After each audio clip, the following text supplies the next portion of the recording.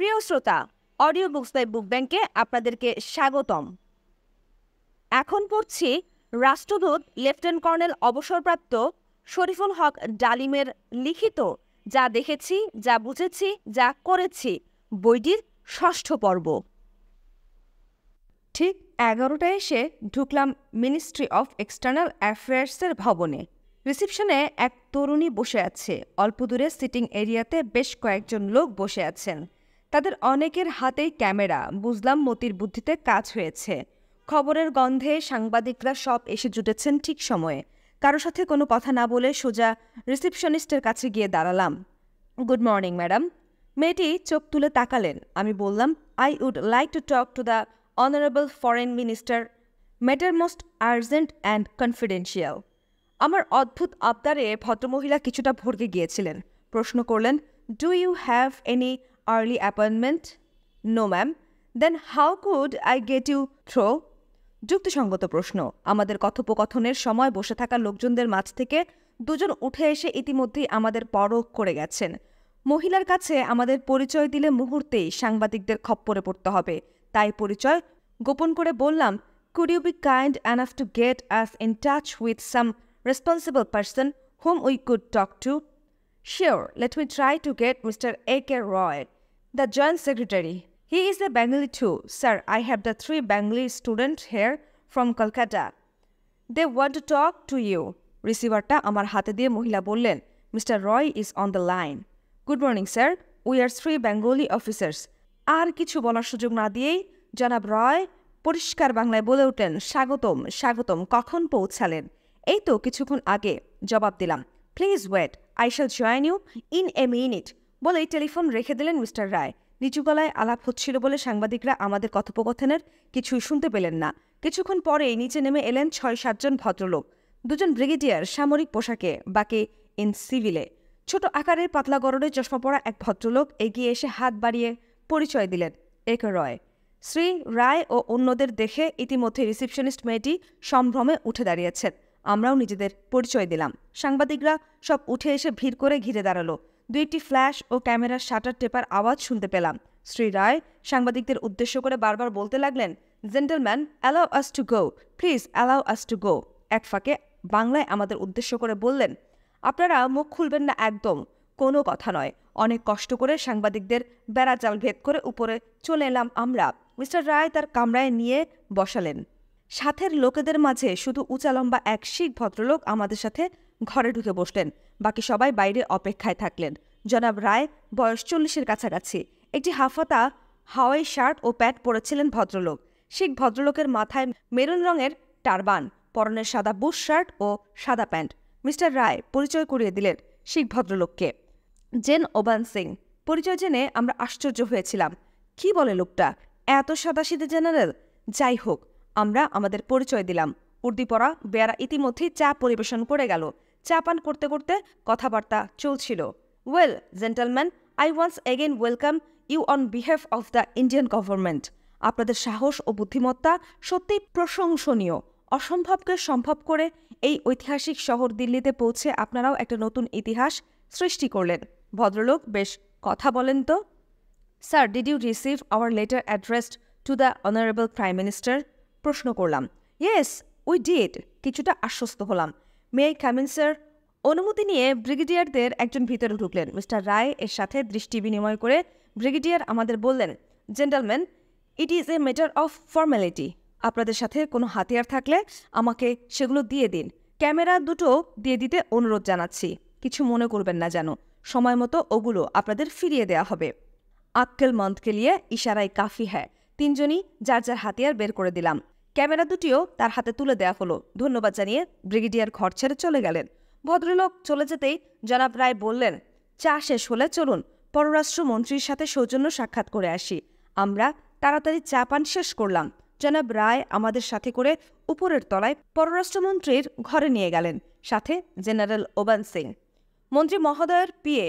তাকে নিচু সরে কিছু একটা বলে জনাব রায় আমাদের নিয়ে মন্ত্রী মহোদয়ের ঘরে ঢুকলেন। মন্ত্রী মহোদয় একজন শিখ, জনাব শরণ সিং। তিনিও আমাদের স্বাগতম জানালেন। আলাপ পর্ব সংক্ষেপেই শেষ হলো। আমরা বেরিয়ে এলাম। জনাব রায় বললেন, এখন থেকে আপনারা ভারতীয় সরকারের অতিথি, তা আপনাদের জিনিসপত্র কোথায়? জিজ্ঞাসা করলেন মিস্টার রায়। হোটেল নটরাজে। ঠিক আছে, এখনই কাউকে পাঠিয়ে দিয়ে সেগুলো আনার বন্দোবস্ত করা হবে। You must be tired. আপনাদের গেস্ট হাউসে নিয়ে যাবার সব বন্দোবস্ত হয়ে গেছে। Go and have a rest. পরে আবার দেখা হবে, তখন জমিয়ে গল্প করা যাবে। আমিও কিন্তু ওপারেরই লোক, বাড়ি বিক্রমপুর। হাসি খুশি স্বভাবের রায়কে ভালোই লাগলো। সবকিছুর জন্য তাকে ধন্যবাদ জানিয়ে বিদায় নিয়ে জেনারেল ওবং সিংয়ের সাথে নিচে নেমে এলাম। ওখানে 5-6 জন লোক সিভিলে অপেক্ষা করছিল। আমাদের আসতে দেখে একজন বাদে বাকি সবাই স্ট্রতপায়ে সামনে পার্ক করে রাখা দুটো হিন্দুস্তান গাড়িতে গিয়ে উঠল, আর একটি গাড়ি এলো। জেনারেল ওবং সিং ইশারায় ওই গাড়িটিতে আমাদের বসতে বললেন। আমরা তার কাছ থেকে বিদায় নেবার জন্য হাত বাড়াতেই তিনি স্মিত হাস্যে বললেন, আমি তোমাদের পৌঁছে দেব। তার বিনয় ও বদান্যতায় মুগ্ধ হলাম। তিনি ড্রাইভারের পাশের সিটে গিয়ে বসলেন। আগের দুটো গাড়ির একটি সামনে আর একটি আমাদের পেছনে, আমাদের গাড়িটি মধ্যে। বুঝলাম, নিরাপত্তার জন্যই এই ব্যবস্থা গ্রহণ করা হয়েছে। নিরাপত্তা কার? আমাদের না এই জেনারেল ওবং সিংয়ের? কে এই ওবং সিং? স্বল্পভাষী ধীর স্থির প্রকৃতির লোক জেনারেল ওবং সিং। প্রথম থেকেই নীরব দর্শকের ভূমিকা পালন করে চলেছেন। যেখানেই যাচ্ছেন তার সাথে সবাই সম্ভ্রমের সাথে কথা বলছেন। নিশ্চয়ই গোয়েন্দা সংস্থার পদস্থ কোনো বিশেষ কর্মকর্তা হবেন। আমার ধারণাটা সঠিক প্রমাণিত হয়েছিল।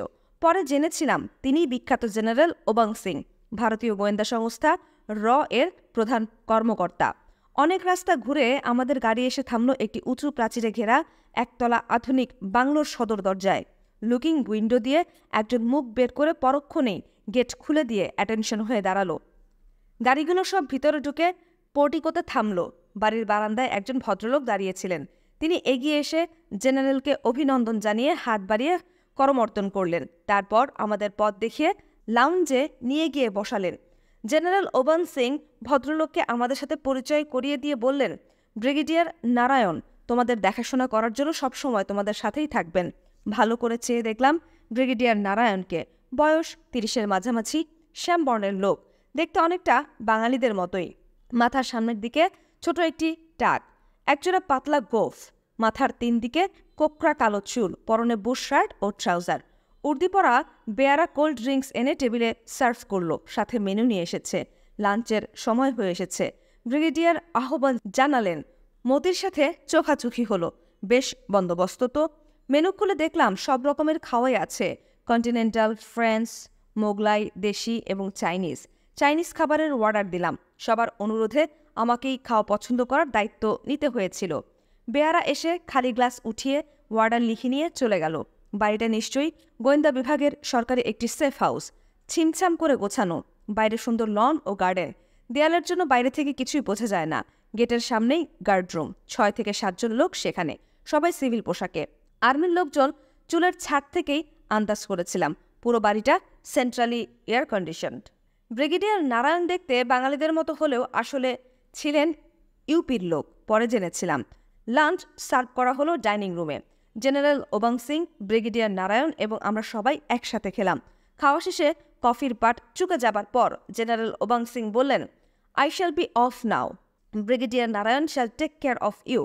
You all are tired. Please take a good rest. I shall get down to business tomorrow. চলে গেলেন জেনারেল ওবং সিং। ব্রিগেডিয়ার নারায়ণ আমাদের প্রত্যেকের কামরা দেখিয়ে দিলেন। আমরা ঘরে ঢুকে দেখি আমাদের হ্যাভারস্যাকটা ইতিমধ্যেই কেউ রেখে গেছে। টেবিলের ওপর হোটেলের লন্ড্রিতে ধুতে দেওয়া কাপড়ের প্যাকেট। ব্রিগেডিয়ার আমাদের কাছ থেকে বিদায় নিয়ে তার নিজের কামরায় চলে গেলেন। আমরা একত্রিত হয়ে বসলাম। আগামীকাল থেকে জিজ্ঞাসাবাদ শুরু হবে সেই ইঙ্গিতই দিয়ে গেলেন জেনারেল ওবান। বিকেলে ব্রিগেডিয়ার নারায়ণ আমাদের নিয়ে গেলেন শপিংয়ে।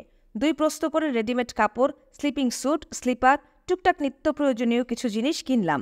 আমাদের কিছুতেই বিল পে করতে দিলেন না তিনি। আমরা অতিথি, সব দায়িত্বই ভারত সরকারের, এই যুক্তি দিয়ে সব বিল ব্রিগেডিয়ার চুকিয়ে দিলেন। কেনাকাটা সেরে সন্ধ্যার পর ফিরে এলাম। সে রাত্রে গল্প ছলে ব্রিগেডিয়ার নারায়ণ আমাদের প্রত্যেকের ব্যক্তিগত জীবন, পরিবার, আত্মীয় স্বজন সম্পর্কে অনেক কিছু বিস্তারিতভাবে খুঁটিয়ে খুঁটিয়ে জিজ্ঞাসা করে নিলেন। পরদিন সকালে এলেন জেনারেল ওবং সিং, তার সাথে 4 জন ভদ্রলোক। জেনারেল তাদের পরিচয় করিয়ে দিয়ে চলে গেলেন। শুরু হলো ইন্টারোগেশনের পালা। কখনো একসাথে, কখনো আলাদাভাবে। অনেক প্রশ্নের জবাব লিখিতভাবে দিতে হলো। একটানা 4 দিন 4 রাত চলল ইন্টারোগেশন। প্রত্যেকের ব্যক্তিগত জীবন, পারিবারিক জীবন, বন্ধুবান্ধব, আত্মীয় স্বজন সম্পর্কে বিস্তারিত খবরাদি পাকিস্তান সামরিক বাহিনীর organisation, deployment, tactics and strategy থেকে শুরু করে defence installation, line of communication, training, lifestyle, border security, government, foreign policy, politics, সদ্য বানানো কারাকোরাম হাইওয়ে কোনো কিছুই বাদ পড়ল না। সকল জবাবই বিস্তারিতভাবে লিখে নিলেন তারা। তাদের সব প্রশ্নেরই সাধ্যমতো জবাব দেবার চেষ্টা করলাম আমরা। আমাদের জবাবের সত্যতা যাচাই করার জন্য ক্রস চেক করা হলো। আমাদের কাছ থেকে অনেক মূল্যবান ও গোপন তথ্যই তারা জানতে পারে। ইতিমধ্যে আমরা ব্রিগেডিয়ার নারায়ণকে জিজ্ঞাসা করেছিলাম মুজিবনগর সরকারের সাথে আমাদের বিষয়ে ভারত সরকার কোনো যোগাযোগ করেছে কিনা। জবাবে ব্রিগেডিয়ার জানিয়েছিলেন যোগাযোগ করা হয়েছে। অল্প কিছুদিনের মধ্যে বাংলাদেশের অস্থায়ী সরকারের কয়েকজন নেতা আসছেন দিল্লিতে। তাদের কাছেই আমাদের হ্যান্ডওভার করে দেওয়া হবে। একদিন বিকেলে জনাব একে রায় দুজন ভদ্রলোককে সঙ্গে নিয়ে আমাদের সাথে দেখা করতে এলেন। ভদ্রলোক দুজন ছিলেন জনাব শাহাবুদ্দিন ও জনাব আমজাদ হোসেন। জনাব শাহাবুদ্দিন ও জনাব আমজাদ হোসেন দ্বিতীয় ও তৃতীয় সচিব হিসেবে পাকিস্তান দিল্লি মিশনে কর্মরত ছিলেন। প্রবাসী সরকার 17 এপ্রিল গঠিত হওয়ার খবর জেনে তারা দুজনে দূতাবাস থেকে ডিফেক্ট করে ভারতীয় সরকারের কাছে রাজনৈতিক আশ্রয় প্রার্থনা করেন। ভারত সরকার তাদের রাজনৈতিক আশ্রয় প্রদান করে তাদের নিরাপত্তার সম্পূর্ণ দায়িত্ব গ্রহণ করেন। তাদেরকেও আমাদের মতো গোপন আরও একটি সেফ হাউসে রাখা হয়েছে। আমাদের মতো দেশপ্রেমে উদ্বুদ্ধ হয়ে এই দুজন তরুণ অফিসারও জীবনের ঝুঁকি নিয়ে অনিশ্চিত ভবিষ্যতে ঝাঁপিয়ে পড়েছে। খুব খুশি হলাম ওদের পেয়ে। তারাও খুশি হলেন আমাদের সাথে সাক্ষাৎ করে। ওরা বাংলাদেশের সংগ্রাম সম্পর্কে আমাদের অনেক কিছুই বলেছিল। আমাদের মতো অভিজ্ঞ অফিসার যুদ্ধক্ষেত্রে বিশেষভাবে প্রয়োজন, তারা সে কথাও উল্লেখ করলেন। আমরা তাদের জানালাম রাজনৈতিক আশ্রয় আমরাও প্রার্থনা করেছি ভারত সরকারের কাছে। আমাদের আবেদন মঞ্জুর হবে বলেই তারা অভিমত প্রকাশ করলেন। একসাথে আমরা সেদিন রাতের খাবার খেলাম। কথার ছলে জনাব রায় বলেছিলেন আপনাদের সাফল্য আমাদের অনেকেরই দুঃখের কারণ হয়ে দাঁড়াবে। চাকুরি চ্যুতও হবেন অনেকে। বুঝতে পারলাম সবার চোখে ধুলো দিয়ে দিল্লি পৌঁছানোর জন্য প্রতিরক্ষা ও গোয়েন্দা বিভাগের দায়িত্বশীল ব্যক্তিদের ভাগ্যেই এমনটি ঘটবে। কিছুই করার নেই। চুপ করে শুনে গেলাম জনাব রায়ের কথা প্রসঙ্গে শাহাবুদ্দিনকে একসময় জিজ্ঞাসা করলাম মুজিবনগর সরকারের পক্ষ থেকে কেউ কি সহসা দিল্লিতে আসছেন? কিছু জানি না তো এই সম্পর্কে, জবাব দিলেন শাহাবুদ্দিন। বুঝলাম নেতৃবৃন্দের আগমনের ব্যাপারে গোপনীয়তা রক্ষা করার জন্যই ভারতীয় কর্তৃপক্ষ কথাটা তাদের জানাননি। আমি চেপে গেলাম। এই প্রসঙ্গে আর কিছুই আলাপ করলাম না। আমাদের এলাকার নাম বসন্ত মার্গ। ইন্টারোগেশনের ফাঁকে ফাঁকে ব্রিগেডিয়ার নারায়ণ আমাদের দিল্লি শহর ঐতিহাসিক নিদর্শনগুলো দেখিয়ে বেড়াচ্ছিলেন। সিনেমাও দেখলাম দু একটা। সবসময় সাথে ছিল নিরাপত্তা প্রহরীর একটা দল। ইন্টারোগেশন শেষ, নেতারা এখনও এসে পৌঁছায়নি। কিছুই করার নেই। অলস মুহূর্তগুলো কিছুতেই কাটতে চাইছে না। হঠাৎ করেই ব্রিগেডিয়ার প্রস্তাব রাখলেন আমাদের ইচ্ছা থাকলে জয়পুর, আগ্রা, ফতেহপুর ঘুরে আসার ব্যবস্থা করা যেতে পারে। অতি উত্তম প্রস্তাব। সানন্দে রাজি হলাম। দুটো জিপে করে বাই রোড যাব। প্লেনে গেলে পথিমধ্যে অনেক কিছু মিস করব, তাই বাই রোডে যাওয়াই ঠিক হলো। একদিন ভোরবেলায় বেরিয়ে পড়লাম আমরা। প্রথম জিপটি ব্রিগেডিয়ার নারায়ণ নিজেই চালাবেন। সেটাতে থাকবো আমরা 3 জন ও একজন প্রহরী। পিছনে থাকবে আনুষঙ্গিক জিনিসপত্রের সাথে প্রহরীদের বাকিরা। প্রথমে Jaipur, pink city of India. পুরানো ও আধুনিক আর্কিটেকচারের অপূর্ব সমন্বয়। শহরের বেশিরভাগ ইমারতগুলোই গোলাপি রঙের পাথরের তৈরি, তাই জয়পুরকে বলা হয় পিঙ্ক সিটি। জয়পুর থেকে আগ্রা। পথে দেখলাম সিকান্দার আকবর বাদশার সমাধি। জনবিরল শান্ত পরিবেশে শ্বেত পাথরের তৈরি সিকান্দার চিরনিদ্রায় ঘুমিয়ে আছেন মুঘল ইতিহাসের দুর্দান্ত প্রতাপশালী বাদশাহ আকবর। এই রাস্তার উপর মাথুরা ও বৃন্দাবন, শ্রীকৃষ্ণের স্মৃতিবিজড়িত হিন্দুদের 2টি তীর্থস্থান। এরপর তাজমহল খ্যাত আগ্রা। যমুনার তীরে মাঝারি আকারের শহর আগ্রা। যমুনার এক তীরে আগ্রা ফোর্ট, অন্য তীরে ধবধবে সাদা তাজমহল। মানুষের সৃষ্টি এক অপূর্ব বিস্ময় তাজমহল। বাদশাহ শাহজাহান তার প্রিয়তমা স্ত্রী মমতাজ মহলের প্রতি তার ভালোবাসার নিদর্শন স্বরূপ তৈরি করেছিলেন এই তাজমহল। সেখানে সমাধিস্থ করা হয়েছিল মমতাজকে। অপূর্ব সুন্দর তাজমহল দেখলে বিস্মিত হতে হয়। তাজমহলের গায়ে খোদাই করে লেখা রয়েছে কোরআন শরীফের আয়াতগুলো। তাজমহলের ভাবগম্ভীর পরিবেশে যে কোনো লোককেই হারিয়ে যেতে হবে অতীত ইতিহাসের অন্ধগলিতে। মুছে যাওয়া স্মৃতি জ্যান্ত হয়ে উঠবে মনের মণিকোঠায়। এই তাজমহলের বৈশিষ্ট্য। তাই বোধ হয় যুগ যুগ ধরে বিশ্বের প্রতি প্রান্ত থেকে ছুটে আসে সবাই অদ্ভুত এক আকর্ষণে মানবপ্রেমের এই তীর্থস্থানে তাদের মনের শ্রদ্ধা জানাতে। তাজমহল দেখে গেলাম আগ্রা ফোর্টে। সম্রাট শাহজাহানকে শেষ বয়সে এখানে বন্দী অবস্থায় রাখা হয়েছিল। তার বন্দী কক্ষ থেকেই একটি পাথর, দূরে অবস্থিত তাজমহলের প্রতিবিম্ব দেখতে পারতেন তিনি। প্রাচীন ভাস্কর্য প্রযুক্তির এক আশ্চর্যজনক নিদর্শন, ভাবলে অবাক হতে হয়। আগ্রা থেকে গেলাম ফতেহপুর। সম্রাট আকবর তার রাজপুতানী বেগম জোদাইবাকে রাখার জন্য বানিয়েছিলেন লাল পাথরের এক বিশাল প্রাসাদ। প্রাচীন পূর্তকার্যের এক অদ্ভুত নিদর্শন দেখলাম ফতেহপুর প্রাসাদে। দেয়ালের মধ্যে দিয়ে ঠান্ডা ও গরম পানি চলাচলের ব্যবস্থা করে প্রাসাদের তাপমাত্রা নিয়ন্ত্রণের সিস্টেম গড়ে তোলা হয়েছিল শত শত বছর আগেই। অদ্ভুত এক বৈজ্ঞানিক কীর্তি। প্রাসাদের ঠিক মাঝখানে বিশাল উঠানের মাঝে শ্বেত পাথরের হজরত সেলিম চিশতির মাজার।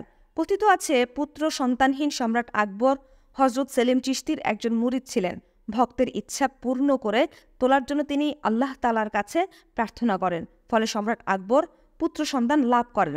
তখন থেকেই দেশ বিদেশ থেকে এখানে আসছে হাজার হাজার প্রার্থী তাদের মনোবাসনা পূর্ণ করতে। গাইড আমাদের শোনাচ্ছিলেন ইতিকথা। সে বলল, খাস নিয়তে গোপনে যে কোনো কিছু চেয়ে মাজারে সুতা বেঁধে দিলে সে আশা অবশ্যই পূর্ণ হবে আল্লাহর ফজলে। আমাদের প্রত্যেকের হাতে এক টুকরা সুতা তুলে দিলেন গাইড। আমরা তিনজন মাজার জিয়ারত করে যার যার চাওয়া মনে মনে চেয়ে সুতা বেঁধে দিলাম মাজারে। মাজারে কোটি কোটি সুতার টুকরা বাঁধা রয়েছে দেখতে পেলাম। বাংলাদেশের স্বাধীনতা চেয়েছিলাম তিনজনেই। ঘুরে ঘুরে দেখলাম সমস্ত প্রাসাদ। তানসেন যেখানে বসে গান গাইতেন, বাদশাহ ও বেগম যেখানে বসে সুন্দরী নর্তকীদের গুটি বানিয়ে পাশা খেলতেন, যেখানে হাতির পায়ের নিচে পিষে মারা হতো দণ্ডপ্রাপ্ত অপরাধীদের, ঘোড়াশালা, হাতিশালা, মজলিস, অন্দরমহল, খাসমহল, বাহিরমহল। পানির অভাবে এই প্রাসাদ পরিত্যাগ করতে হয়েছিল আকবরের আমলেই। প্রাসাদের সর্বত্রই ময়ূর উড়ে বেড়াচ্ছিল। ময়ূর ইন্ডিয়ার ন্যাশনাল বার্ড।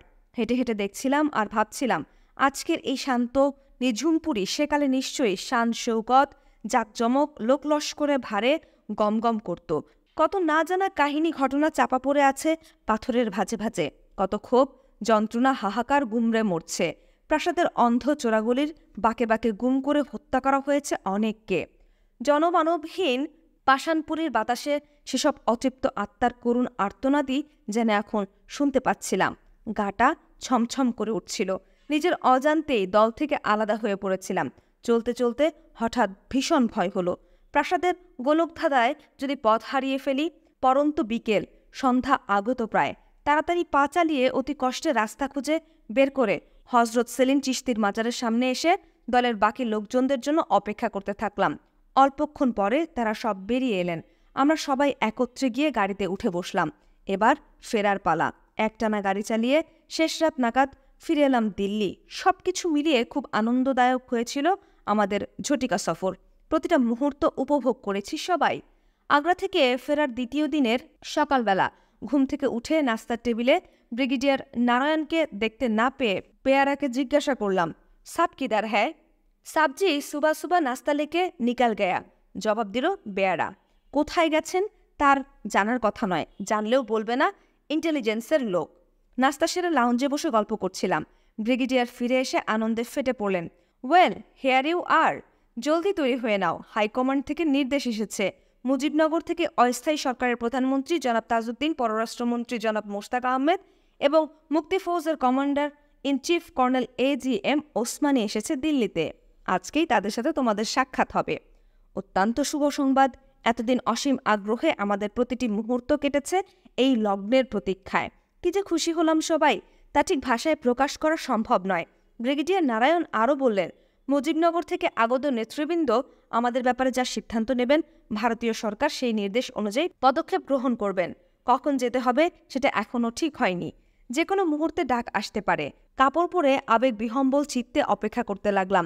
প্রতিটি মুহূর্তকে মনে হচ্ছিল যেন এক একটি যুগ। ঘড়ির কাঁটা এগিয়ে চলেছে তার নিজস্ব গতিতে। এক সময় দেয়াল ঘড়িতে 1টা বাজার সংকেত ঘোষিত হলো। বেয়ারা লাঞ্চ সার্ভ করে খাবার টেবিলে আহ্বান জানালো। খাওয়ার তেমন কোনো ইচ্ছাই ছিল না, তবুও ভদ্রতার খাতিরে টেবিলে গিয়ে বসলাম সকলের সাথে। খাওয়া সেরে সবেমাত্র লাউঞ্জে এসে বসেছি। একটি গাড়ি এসে দাঁড়ালো পোর্টিকোতে। নেমে এলেন একজন অপরিচিত ভদ্রলোক, পরনে সিভিস। তিনি লাউঞ্জে ঢুকতেই ব্রিগেডিয়ার উঠে গিয়ে তাকে সাদর আহ্বান জানিয়ে আমাদের পরিচয় করিয়ে দিলেন। আমাদের পরিচয় তাকে দিলেন, অথচ তার পরিচয় চেপে গেলেন অতি কৌশলে। অবান্তর কৌতূহল প্রকাশ করা, against the rules of the game. তাই ঘটনাটাকে স্বাভাবিকভাবে গ্রহণ করে চুপ থাকলাম। ভদ্রলোক ব্রিগেডিয়ার নারায়ণকে বললেন, লেটস গো। ব্রিগেডিয়ার আমাদের উদ্দেশ্য করে বললেন, ইটস টাইম, লেটস গো। সবাই বাইরে এলাম। গাড়ি বারান্দায়। ভদ্রলোকের গাড়িতে ড্রাইভার ছাড়া পেছনে আরও 3 জন লোক বসেছিল। আমরা 3 জন ও ব্রিগেডিয়ার নারায়ণ আমাদের সাথে সার্বক্ষণিকভাবে ডিটেলড 2টো গাড়ি একটিতে উঠে বসলাম। 2টো গাড়িতেই যাব আমরা। সেই সেফ হাউসে আসার পর প্রথমবারের মতো আমাদের সাথে স্কট হিসেবে দ্বিতীয় গাড়িটি বের হলো না। বুঝলাম ভদ্রলোকের গাড়ির লোকগুলোই আমাদের স্কট। নিরাপত্তা ব্যবস্থা হিসেবে আমাদের এই স্কট সাথে নেওয়া হলো না। বেশ কিছু রাস্তা ঘুরে সামনের গাড়িটি একটা তুলনামূলক ফাঁকা রাস্তায় গিয়ে পার্ক করা গাড়ির সামনে এসে থেমে গেল। আমাদের গাড়িটিও থামলো সাথে সাথে। সামনের গাড়ির ভদ্রলোকের ইশারা অনুযায়ী আমরা 4 জনই আমাদের গাড়ি থেকে নেমে থামা গাড়িটিতে গিয়ে বসলাম। ডাবল নিরাপত্তা ব্যবস্থা। গাড়িতে উঠে বসতেই আগের গাড়িটা আবার চলতে শুরু করলো। আমরা সেটাকে অনুসরণ করে চললাম। নিখুঁত প্ল্যানিং। মিনিট 15 পরে উঁচু দেয়ালে ঘেরা একটি দ্বিতল আধুনিক প্যাটার্নের বাংলোর লোহার গেটের সামনে এসে দাঁড়ালো গাড়ি দুটো। লুকিং উইন্ডো দিয়ে মুখ বের করে দেখল প্রহরী। গেট খুলে গেল। আমাদের গাড়ি দুটো গিয়ে দাঁড়ালো পোর্চের নিচে। সামনের গাড়ির ভদ্রলোক আমাদের একটা বসার ঘরে নিয়ে গিয়ে বসালেন এবং ভেতরে চলে গেলেন। কিছুক্ষণ পর আমাদের 3 জনকে নিয়ে উপরে উঠে একটি ভেজানো দরজায় মৃদু টোকা দিলেন। ভেতর থেকে কেউ সাড়া দিল। ভদ্রলোক আমাদের ভেতরে ঢোকার ইঙ্গিত করে দরজা খুলে ধরলেন। আমরা ভেতরে ঢুকে গেলাম। ভদ্রলোক ঢুকলেন সব শেষে। ভিতরে ঢুকে দেখি সাদা আদ্দির পায়জামা পাঞ্জাবি পরা কর্নেল ওসমানী একটি সোফায় বসে আছেন। আমাদের দেখে তিনি উঠে দাঁড়ালেন। সাথের ভদ্রলোক একে একে আমাদের পরিচয় করিয়ে দিলেন। জনাব ওসমানী সবার সাথে হাত মিলিয়ে কুশল বিনিময় করলেন। পরিচয়ের পর্ব শেষ হলে সাথের ভদ্রলোক তার কাছ থেকে বিদায় নিয়ে বেরিয়ে গেলেন। আমাদের বসতে নির্দেশ দিলেন কর্নেল ওসমানী। আমরা তার সাথে সাথে সোফায় বসে পড়লাম। ওয়েলকাম বয়েস, আই কংগ্রেচুলেটেড ইউ অল। তোমাদের দেশপ্রেমে আমি মুগ্ধ হয়েছি। তোমাদের পৌঁছানোর সংবাদ আমরা যথাসময়ে জানতে পেরেছি। আশা করি এতদিন তোমাদের কোনো অসুবিধে হয়নি, জানতে চাইলেন colonel Osmani. Not at all sir, we have been really looked after very well by the Indian authorities. জবাব দিলাম, খুবই ভালো কথা। তোমাদের মতো অফিসার আমাদের বিশেষ প্রয়োজন। পাকিস্তান থেকে তোমাদের মতো আরও অনেকেই আসুক, সেটাই আমার কাম্য। স্যার, পাকিস্তান থেকে বাঙালিদের অনেকেই আসতে চায়, কিন্তু মুক্তিযুদ্ধ কিংবা ভারতীয় সরকার সম্পর্কে তাদের তেমন পরিষ্কার ধারণা নেই বলেই অনেকেই ঝুঁকি নিতে পারছে না। ভারত আমাদের স্বাধীনতা সংগ্রামের প্রতি সহানুভূতিশীল, এটা ওদের জানাবার ব্যবস্থা করতে পারলে আমাদের জানাশোনা অনেকেই চলে আসবে। How this can be achieved? প্রশ্ন করলেন কর্নেল ওসমানী। আমরা আমাদের বন্ধুবান্ধব পরিচিত সবাইকে ব্যক্তিগত চিঠির মাধ্যমে সবকিছু জানাতে পারি। আমাদের চিঠিগুলো ভারত সরকারের সহায়তায় পাকিস্তানে কোনো উপায়ে পোস্ট করতে পারলে কাজ হবে sir. Good idea, we shall see, জবাব দিলেন জনাব ওসমানী। এরপর তিনি বললেন, prime minister, foreign minister and myself are here to discuss matters of mutual interest with Indian government. I shall raise you valid suggestion during our talk. এখন আমি তোমাদের প্রধানমন্ত্রীর কাছে নিয়ে যাব। তিনি তোমাদের জন্য অপেক্ষা করছেন। তিনি তোমাদের বলবেন বাংলাদেশ সরকার স্বাধীনতা সংগ্রামে তোমাদের কি দায়িত্ব দেবার সিদ্ধান্ত গ্রহণ করেছেন। বুঝলাম আমাদের ব্যাপারে ভারতীয় কর্তৃপক্ষের সাথে ইতিমধ্যেই তারা আমাদের ভবিষ্যৎ নিয়ে আলোচনা করে সবকিছু ঠিক করে ফেলেছেন। তিনি আমাদের নিয়ে আরও একটি কামরায় গেলেন, সেটাও বসার ঘর। একটি ডাবল সোফায় এক প্রান্তে প্রধানমন্ত্রী জনাব তাজউদ্দিন আহমেদ একটা সাফারি স্যুট পরে বসেছিলেন। অন্য প্রান্তে পররাষ্ট্রমন্ত্রী জনাব খন্দকার মোশতাক আহমেদ পায়জামা, শেরওয়ানি ও তার নিজস্ব স্টাইলের টুপি পরে দুপা সোফায় উঠিয়ে বসেছিলেন। আমরা ঘরে ঢুকতেই দুজনে উঠে দাঁড়ালেন। কর্নেল ওসমানী আমাদের পরিচয় করিয়ে দিলেন জনাব তাজউদ্দিন আহমদ এবং জনাব মোশতাক আহমদের সাথে। প্রধানমন্ত্রী আমাদের স্বাগত জানালেন। অল্প সময় পর বেয়ারা চা নাস্তা রেখে গেল। এটাও একটি সরকারি গেস্ট হাউস। চা খেতে খেতে আমাদের সম্পর্কে অনেক কিছুই জেনে নিলেন 3 জন।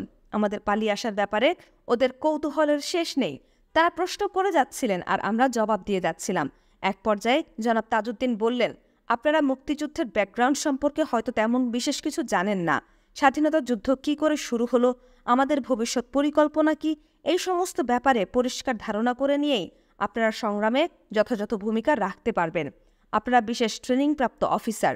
আমরা তাই সিদ্ধান্ত নিয়েছি আপনাদের অত্যন্ত গুরুত্বপূর্ণ বিশেষ দায়িত্বে নিয়োগ করা হবে। ঘটনাবলীর প্রেক্ষাপট ও আপনাদের দায়িত্ব সম্পর্কে অবগতির জন্য দিল্লিতেই আপনাদের সপ্তাহ 2 আরও থাকতে হবে। জেনারেল ওবান সিং ও তার সহকর্মীরা আপনাদের সবকিছুর বিষয়ে বিস্তারিত ব্রিফিং করবেন। এভাবে আপনারা নিজেদের দায়িত্ব ও মুক্তিযুদ্ধ সম্পর্কে পরিষ্কার ধারণা নিয়ে মুজিবনগর আসবেন। তার সিদ্ধান্ত শুনে কিছুটা অবাক হলাম। বাংলাদেশের স্বাধীনতা সংগ্রাম, আমাদের দায়িত্ব সম্পর্কে বাংলাদেশ সরকারের কাছ থেকে না জেনে ভারতীয় সরকারের প্রতিনিধিদের কাছ থেকে ব্রিফিং নিতে হবে কেন? তাহলে আমাদের সংগ্রামের প্রতি ভারত সরকারের সহানুভূতি নিঃস্বার্থ নয়? বুঝতে পারলাম ভারত সরকারের যথেষ্ট প্রভাব রয়েছে আমাদের স্বাধীনতা সংগ্রামের ওপর। মুজিবনগর সরকার স্বাধীনতা সংগ্রামের ব্যাপারে ভারত সরকারের মনোভাবকে বিশেষ গুরুত্ব দিয়েই সব সিদ্ধান্ত গ্রহণ করেছেন। কেমন যেন ঘোলাটে ঠেকল ব্যাপারটা। বেশ কিছু প্রশ্ন দেখা দিল মনে, কিন্তু মুখে কিছুই বললাম না। ভাবলাম এই মুহূর্তে এই সমস্ত প্রশ্নের জবাব খুঁজে পাবার চেষ্টা করা সঠিক নয়। সময় মতো এইসব প্রশ্নের জবাব পেয়ে যাব। বাইরে ব্রিগেডিয়ার নারায়ণ ও সেই ভদ্রলোক আমাদের অপেক্ষায় বসেছিলেন। বৈঠক শেষে একইভাবে পথিমধ্যে গাড়ি বদলিয়ে ফিরে এলাম আমাদের আস্তানায়। গাড়িতে ব্রিগেডিয়ার জিজ্ঞাসা করলেন, তোমাদের মিটিং কেমন হলো? ভালোই, জবাবে বললাম। ফিরে এসে আমার ঘরে গিয়ে বসলাম তিনজন। মতি ও নূর দুজনই বেশ গম্ভীর। Sir, Bangladesh is a lost case. Islamabad থেকে রাজধানী বদল করে দিল্লির গোলামি করার জন্য দেশ স্বাধীন করার কোনো যৌক্তিকতা নেই। The Awami League leadership has already sold themselves. যা ভেবে এসেছি তা হবে না। The independence will be meaningless. Noor হতাশায় ভেঙে পড়ে বলে উঠল, এতটা ভেঙে পড়া ঠিক হবে না নূর। যুদ্ধক্ষেত্রে গিয়ে যোগ দেবার পর এসব চিন্তা করা যাবে। মতি সান্ত্বনা দেবার মতো করে জবাব দিল। আমি নিশ্চুপ বসে থাকলাম। সন্ধ্যায় এলেন জেনারেল ওবান সিং এবং জনাব এ কে রায়। জনাব রায় আমাদের হাতে 3টি এনভেলপ দিয়ে বললেন, আপনাদের আবেদন মঞ্জুর করেছে প্রধানমন্ত্রী ও ভারত সরকার। আপনাদের পলিটিক্যাল অ্যাসিলাম গ্রান্ট করা হয়েছে। চিঠিগুলো খুলে দেখলাম, ওগুলো জনাব রায়ের বক্তব্যের অফিসিয়াল কনফার্মেশন। জনাব ওবান সিং জানালেন, আগামীকালই আমাদের এখান থেকে অন্য জায়গায় নিয়ে যাওয়া হবে। সেখানেই থাকতে হবে মুজিবনগর যাওয়ার আগ পর্যন্ত। ব্রিগেডিয়ার নারায়ণ সব বন্দোবস্ত করবেন এবং এখানকার মতো ওখানেও তিনি আমাদের সাথেই থাকবেন। জেনারেল ওবাং সিং এবং শ্রী রায় চলে যাওয়ার পর নিজেদের হালকা করার জন্য রাতের খাবার খেয়ে চলে গেলাম সিনেমা দেখতে। বসন্ত মার্গের কাছেই কমল সিনেমা হল। সিনেমা হল থেকে ফিরে এসে শুয়ে পড়েছিলাম, কিন্তু ঘুম আসছিল না। দুপুরের প্রশ্নগুলো বারবার ঘুরপাক খাচ্ছিল মনে। বাংলাদেশের সংগ্রাম, কাদের সংগ্রাম? কাদের নিয়ন্ত্রণে সংগঠিত হচ্ছে এই যুদ্ধ? ভারত নেপথ্যে থেকে কি স্বার্থে কলকাঠি নাড়ছে?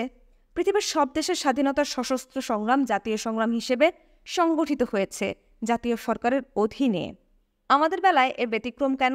কেন তড়িঘড়ি করে প্রবাসে দলীয় আওয়ামী লীগ সরকার প্রতিষ্ঠিত করা হলো ভারত সরকারের প্রচ্ছন্ন অনুমোদনে? জাতীয় মুক্তি সংগ্রামে নিয়োজিত আপামর জনগণের ওপর আওয়ামী লীগের নেতৃত্ব চাপিয়ে দেওয়ার উদ্দেশ্য কি? আইয়ুব বিরোধী রাজনৈতিক সংগ্রাম থেকে শুরু করে ৬৯-এর গণ আন্দোলন সবকিছু সংগঠিত হয়েছিল পূর্ব পাকিস্তানের প্রগতিশীল সবগুলো রাজনৈতিক দলের সম্মিলিত প্রচেষ্টায়। সেক্ষেত্রে আওয়ামী লীগের একলা চলো নীতি কী কারণে সমর্থন করছে ভারত সরকার? আগামী দিনের ঘটনা প্রবাহ থেকেই খুঁজে পেতে হবে এই সমস্ত প্রশ্নের জবাব। এই মুহূর্তে কোনো প্রকার তর্কে না গিয়ে নীরব দর্শক হয়ে সবকিছু শুনে যাওয়াই হবে বুদ্ধিমানের কাজ। সচেতন হয়ে ঘটনা প্রবাহ পর্যবেক্ষণ করতে হবে। এসব ভাবতে ভাবতে ঘুমিয়ে পড়লাম এক সময়। পরদিন আমাদের স্থানান্তরিত করা হলো দিল্লির পালাম আন্তর্জাতিক বিমানবন্দরের কাছে গ্যাস্ট্রিন এলাকার একটি সামরিক প্রশিক্ষণ কেন্দ্রে, যেখানে পরিচয় হলো মেজর সুরজ সিং এর সাথে। পাকানো স্বাস্থ্যের অধিকারী মেজর সুরজ সিং একজন বিচক্ষণ কমান্ডো, ব্রিগেডিয়ার নারায়ণও তাই। এরা দুজনই আমাদের মূল শিক্ষক। আমাদের জন্য 2 সপ্তাহের একটি ক্র্যাশ কোর্সের বন্দোবস্ত করা হয়েছে। স্পেশালাইজড অফিসার হিসেবে আমরা 3 জনই এই সমস্ত বিষয়ে প্রশিক্ষণপ্রাপ্ত। তবুও যুদ্ধক্ষেত্রে যোগ দেবার আগে আমাদের জ্ঞানকে ঝালাই করে নেবার সুযোগ পেয়ে ভালোই হলো। শুরু হলো আমাদের প্রশিক্ষণ। এই সমস্ত বিষয়গুলোর পাশাপাশি চলল স্বাধীনতা সংগ্রাম সংক্রান্ত ব্রিফিং। 25শে মার্চ রাতে পাকিস্তানি আর্মির শ্বেত সন্ত্রাসের বিরুদ্ধে বিদ্রোহ করে প্রতিরোধ সংগ্রামে ঝাঁপিয়ে পড়েছেন পূর্ব পাকিস্তানে অবস্থিত সামরিক বাহিনীর বিভিন্ন ইউনিট, পুলিশ, ইপিআর, আনসার, মুজাহিদ প্রভৃতি সংগঠনের বাঙালি সদস্যরা। তাদের কেন্দ্র করে জনগণের স্বতঃস্ফূর্ত অংশগ্রহণের সৃষ্টি হয়েছে মুক্তি সংগ্রাম। এই সংগ্রামে যোগ দিয়েছে দলমত নির্বিশেষে ছাত্র, শ্রমিক, কৃষক ও অন্যান্য পেশাধারী জনগণের বৃহদাংশ। ভারত সরকার বাংলাদেশের ঘটনাবলী অতি সতর্কতার সাথে পর্যবেক্ষণ করছে। বাংলাদেশ থেকে বর্ডার ক্রস করে ভারতের মাটিতে আশ্রয় নিয়েছে লক্ষ লক্ষ শরণার্থী। এভাবেই ভারত সরকার সরাসরিভাবে জড়িয়ে পড়েছে বাংলাদেশের স্বাধীনতা সংগ্রামের সাথে, অনেকটা মানবিক কারণেই। স্বতঃস্ফূর্তভাবে গড়ে ওঠা স্বাধীনতার সংগ্রামকে ফলপ্রসূ করে গড়ে তোলার জন্য প্রয়োজন রাজনৈতিক নেতৃত্ব। আওয়ামী লীগকেই দিতে হবে সেই নেতৃত্ব। এজন্যই প্রতিষ্ঠিত করা হয়েছে অস্থায়ী আওয়ামী লীগ সরকার। ভারত আওয়ামী লীগ ও অস্থায়ী বাংলাদেশ সরকারকে বিশ্বাস করে। প্রাথমিক পর্যায় থেকেই আওয়ামী লীগের নেতৃত্বে সংগঠিত করে তুলতে হবে এই সংগ্রাম। আওয়ামী লীগ ও সদ্য গঠিত প্রবাসী সরকারের প্রত্যক্ষ নিয়ন্ত্রণের বাইরে অন্য কোনো রাজনৈতিক দল, ভিন্ন কোনো রাজনৈতিক আদর্শে বিশ্বাসী গ্রুপ বা ব্যক্তি কাউকেই কোনো সাহায্য করবে না ভারত সরকার। আওয়ামী লীগ সরকারের একক কর্তৃত্ব অস্বীকার করে বিরোধিতা করতে পারে মূলত দুটি প্রতিক্রিয়াশীল গোষ্ঠী। প্রথমত, পাকিস্তান সেনাবাহিনীর প্রাক্তন সব সদস্যরাই দীর্ঘদিন যাবৎ রাষ্ট্র ক্ষমতার অংশীদারিত্ব করছে।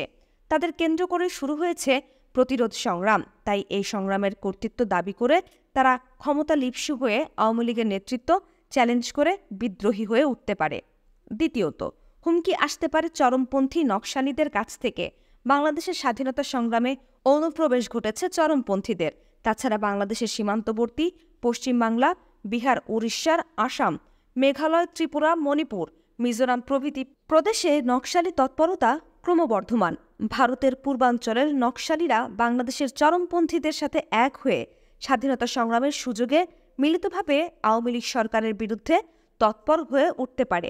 এই মিলিত শক্তি আবার একত্রিতভাবে স্বাধীনতা সংগ্রামের নেতৃত্ব নিজেদের হাতে কুক্ষিগত করে নেবার চেষ্টাও করতে পারে ওই সমস্ত অঞ্চলের চলমান বিচ্ছিন্নবাদী সংগ্রামে।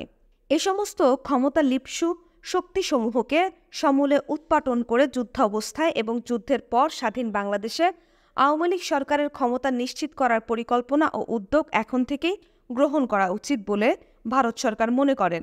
একইভাবে বাংলাদেশের মুক্তিযুদ্ধ যাতে কোনো ক্রমেই ভারতের সার্বভৌমত্বের প্রতি হুমকি হয়ে না দাঁড়ায়, বিচ্ছিন্নবাদীদের চক্রান্তের ফলে, তার জন্য প্রস্তুতি নিতে হবে এখন থেকেই। এই ব্যাপারে মুজিবনগর সরকারের প্রধানমন্ত্রীও একমত হয়েছেন। যৌথ উদ্যোগে একটি পরিকল্পনা প্রণীত হয়েছে। ঠিক হয়েছে, আওয়ামী লীগ কর্মীদের মধ্যে থেকে বাছাই করা কর্মীদের নিয়ে একটি বিশেষ রাজনৈতিক সশস্ত্র বাহিনী গঠন করা হবে। এই বাহিনীর সদস্য সংখ্যা হবে 1 লক্ষ। বিশেষ ট্রেনিং ক্যাম্পে ওদের প্রশিক্ষণ দেয়া হবে ভারতীয় সেনাবাহিনীর প্রত্যক্ষ সহযোগিতায়। এই বাহিনীর রিক্রুটমেন্ট, ডিপ্লয়মেন্ট, ট্রেনিং সবকিছুই থাকবে মুক্তিবাহিনীর কমান্ডারের আওতার বাইরে। এই বাহিনী সরাসরিভাবে নিয়ন্ত্রিত হবে বাংলাদেশের প্রধানমন্ত্রী দ্বারা। এদের সশস্ত্র করা এবং পরিচালনা করার দায়িত্ব নেবে ভারত সরকার। ভারত সরকারের তরফ থেকে এই বাহিনী গঠনের মূল দায়িত্বে থাকবেন জেনারেল ওবান সিং। এদের মূল কাজ হবে স্বাধীনতা উত্তর বাংলাদেশে আওয়ামী লীগের ক্ষমতাকে টিকিয়ে রাখা। প্রশিক্ষণের পর এদের দলে দলে পাঠানো হবে বাংলাদেশের ভেতরে মুক্তিযুদ্ধের শেষ অধ্যায়ে। ভেতরে গিয়ে নিজেদের অবস্থানকে সুসংহত করে তারা প্রস্তুত হতে থাকবে আওয়ামী লীগ সরকারের প্রতি যে কোনো চ্যালেঞ্জের মোকাবেলা করার জন্য।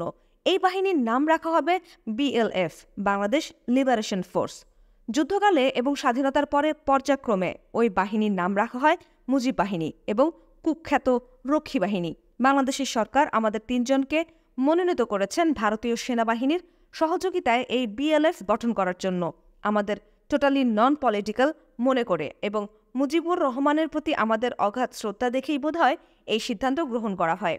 আমাদের পেশাগত যোগ্যতা, সাহস, অন্ধ দেশপ্রেম, ব্যাকগ্রাউন্ড এবং সিনিয়রিটি সম্পর্কে নিশ্চয়ই কনভিন্স হয়েছেন 2 সরকারের সংশ্লিষ্ট মহল। সুদূর প্রসারী এই নীলনকশা এবং ভারত সরকারের মনোভাব জানতে পেরে অনেক কিছু পরিষ্কার হয়ে উঠল। গত কয়েকদিন যাবৎ মনে যে সমস্ত প্রশ্নগুলো দেখা দিয়েছিল সেগুলোর অনেকগুলোরই জবাব পেয়ে গেলাম। যান বাজি রেখে যারা মুক্তিযুদ্ধে ঝাঁপিয়ে পড়েছেন, অকাতরে প্রাণ দিতে কুণ্ঠিত হচ্ছেন না যারা, তাদের প্রতি কি অবিশ্বাস!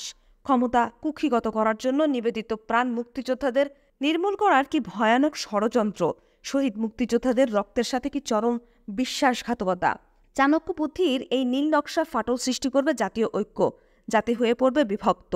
ফলে স্বাধীন বাংলাদেশের ভিত হয়ে উঠবে দুর্বল। নস্যাৎ হয়ে যাবে জাতীয় সংগ্রামী চেতনা। অন্তর্দ্বন্দ্বে জর্জরিত দুর্বল বাংলাদেশ পরিণত হবে একটি করদ রাজ্যে।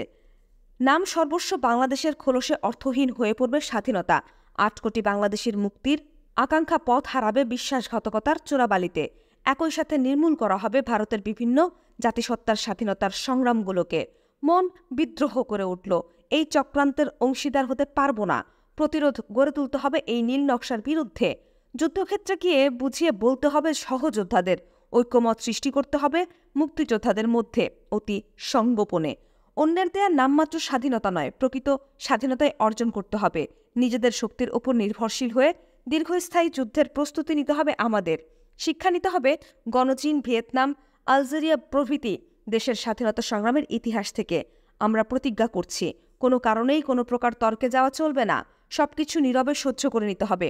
সর্বপ্রথম সংগ্রামে গিয়ে যোগ দিতে হবে, তারপর চিন্তা ভাবনা করে এবং সহযোদ্ধাদের সাথে আলাপ আলোচনার মাধ্যমেই আমাদের করণীয় কি সেটা ঠিক করতে হবে।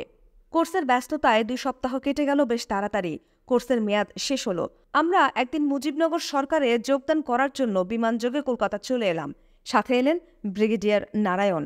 জনাব শাহাবুদ্দিন ও জনাব আমজাদ হোসেনের কাছ থেকেই জানতে পেরেছিলাম কলকাতা মিশনের ডিফেকশনের কথা। পাকিস্তানের কলকাতা মিশনের ডেপুটি হাইকমিশনার ছিলেন বাঙালি জনাব হোসেন আলী।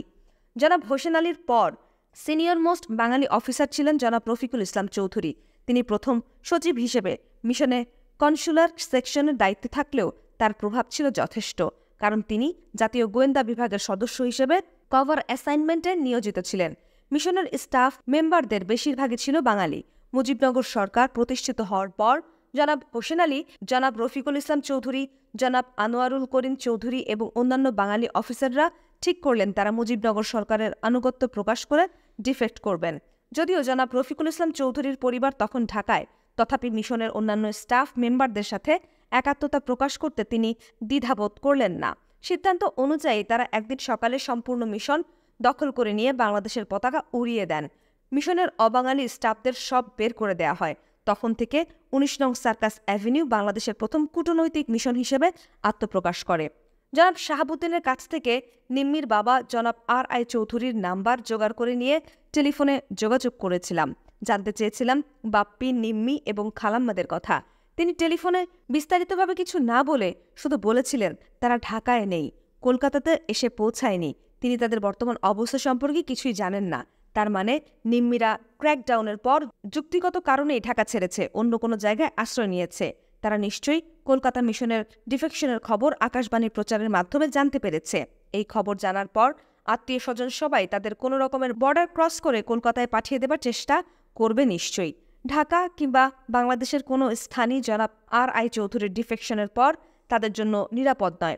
যদিও পালানোর প্রচেষ্টা হবে অত্যন্ত ঝুঁকিপূর্ণ, তবুও তাদের জন্য অন্য কোনো বিকল্পও নেই।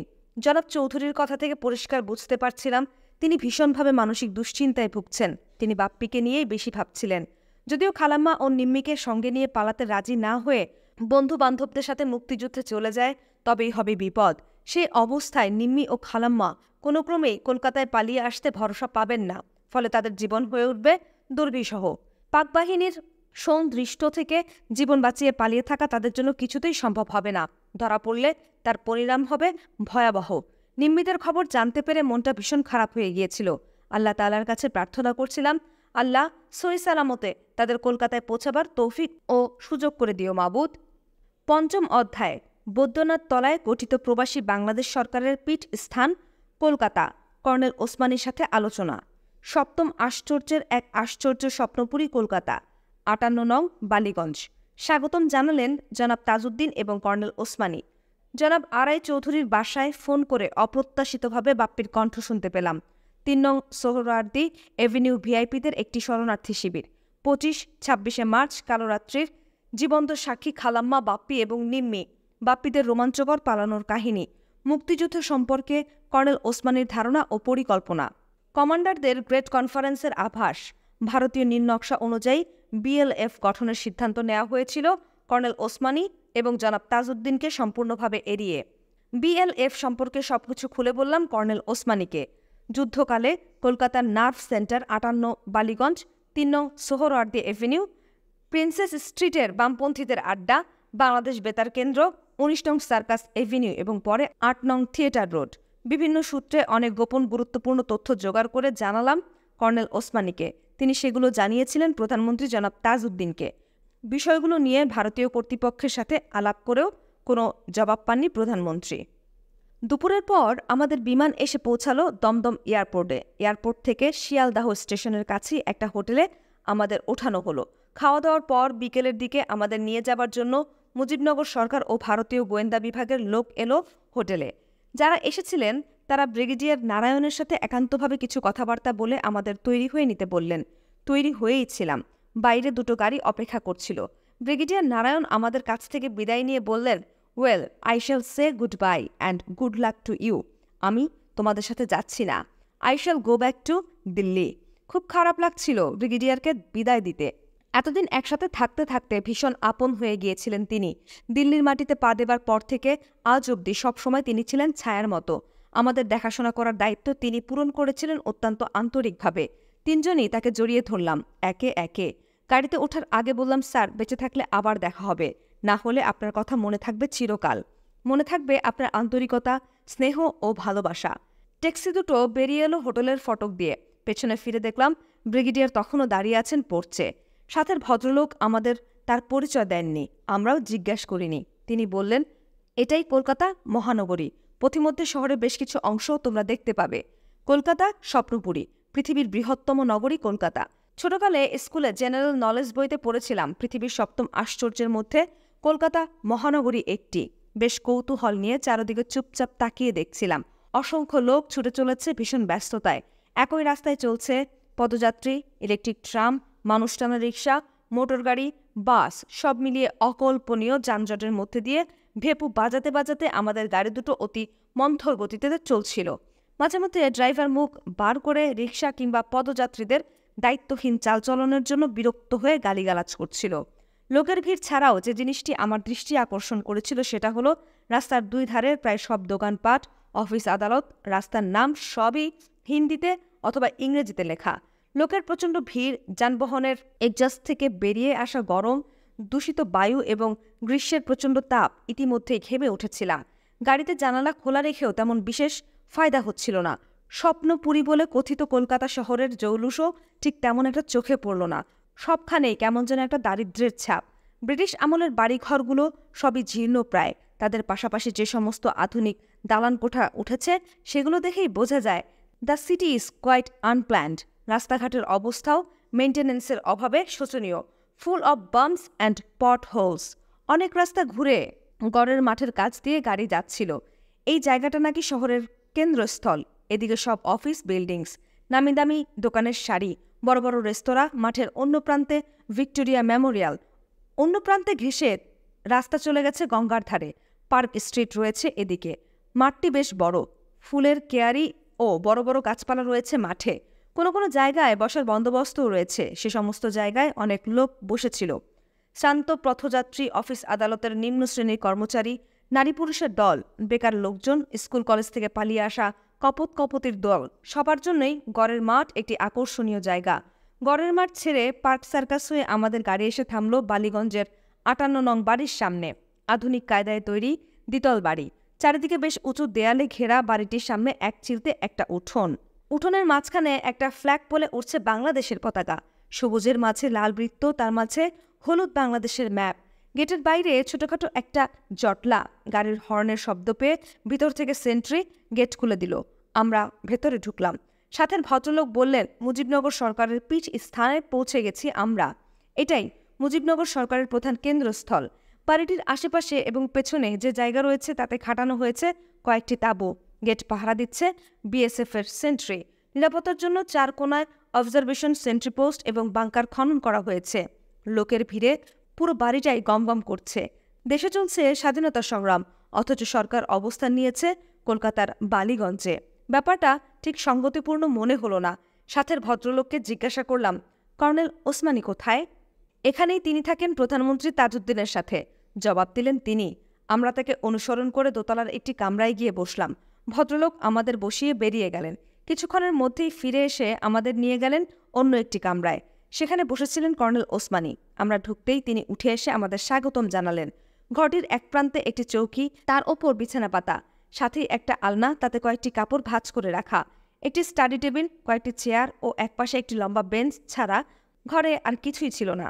Well boys, this is my office come residence, please sit down. আমরা চেয়ার টেনে তার মুখোমুখি বসলাম।